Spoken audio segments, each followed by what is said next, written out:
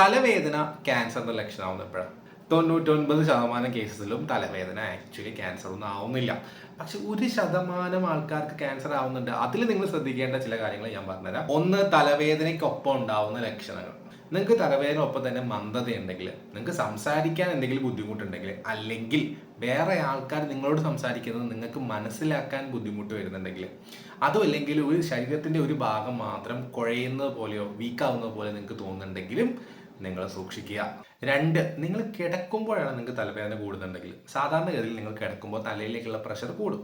അപ്പോൾ ഇവിടെ ഒരു ട്യൂമർ ഉണ്ടാകുമ്പോൾ പ്രഷർ വീണ്ടും കൂടുകയാണ് ചെയ്യുക. ഇവിടെ നിങ്ങൾ ശ്രദ്ധിക്കേണ്ടത്, നിങ്ങൾ കിടന്ന ശേഷം, ഉറങ്ങിയതിന് ശേഷം നിങ്ങളെ ഞെട്ടി എണീപ്പിക്കുന്ന രീതിയിൽ അതികഠിനമായ തലവേദന സ്ഥിരമായിട്ട് വരുന്നുണ്ടെങ്കിൽ നിങ്ങൾ വേഗം തന്നെ ഡോക്ടറെ കാണിക്കണം.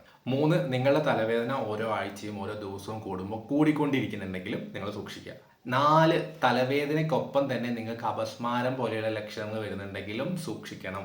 ഇത്തരം ലക്ഷണങ്ങൾ വരുമ്പോൾ ഉടൻ തന്നെ ഒരു ഡോക്ടറുടെ സേവനം നിങ്ങൾ തേടുക. ഈ ഒരു ഇൻഫർമേഷൻ ഇഷ്ടപ്പെട്ട ആൾക്കാർക്ക് വേഗം തന്നെ ഷെയർ ചെയ്യാൻ നോക്കുക.